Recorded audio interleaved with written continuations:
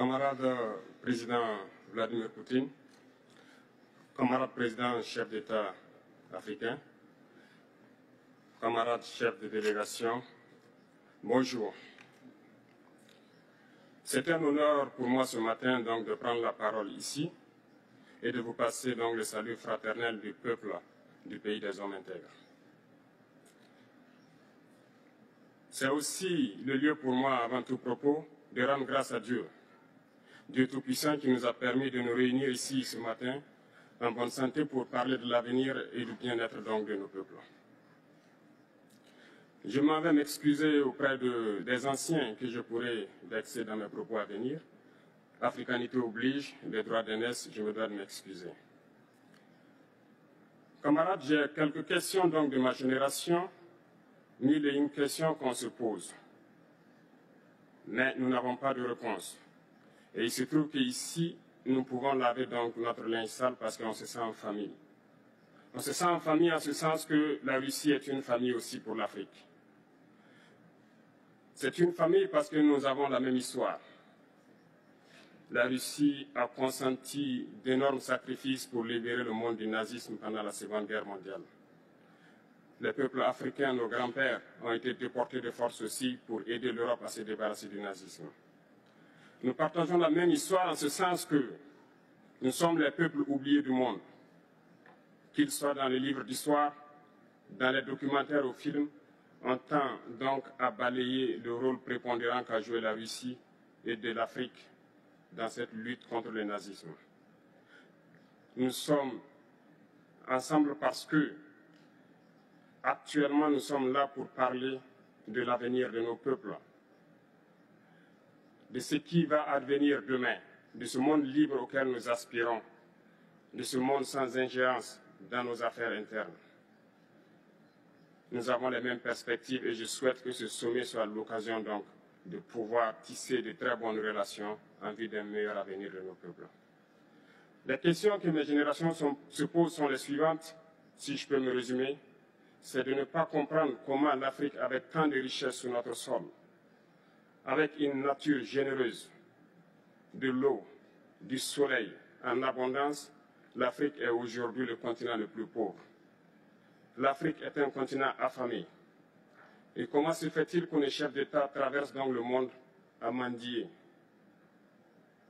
Voici des questions que nous nous posons et que nous n'avons pas de réponse jusque-là. Nous avons l'occasion de tisser de nouvelles relations.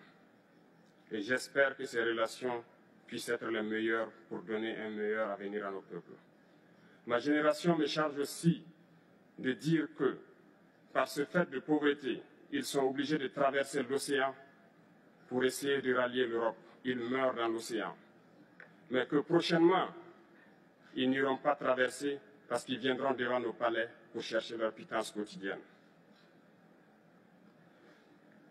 Pour ce qui concerne le Burkina Faso, aujourd'hui, nous sommes confrontés depuis plus de 8 ans à la forme de manifestation la plus barbare, la plus violente du néocolonialisme, de l'impérialisme. L'esclavage qu'on tend encore à nous imposer. Nos dévanciers nous ont bien appris une chose.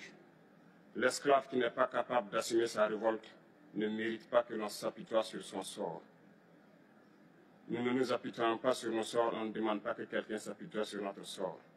Le peuple burkinabé a décidé de lutter contre les terroristes en mesure de relancer son développement. Dans cette lutte, des vaillants peuples, des vaillantes populations se sont engagées à prendre les armes face au terrorisme, ceux que nous avons affectueusement appelés les VDP, des volontaires. Nous sommes surpris de voir les impérialistes traiter ces VDP de milices et de tout type. C'est décevant, parce qu'en Europe, lorsque des peuples prennent les armes pour défendre leur patrie, on les traite de patriotes. Nos grands-pères ont été déportés pour sauver l'Europe. Ce n'était pas avec leur consentement, contre leur gré. Et bien au retour, on se rappelle bien qu'à Tiaroy, lorsqu'ils ont voulu revendiquer leurs droits élémentaires, ils ont été massacrés. Cela ne fait rien donc. Lorsque nous, peuple, nous décidions de nous défendre, on nous traite de milices. Mais là n'est pas le problème.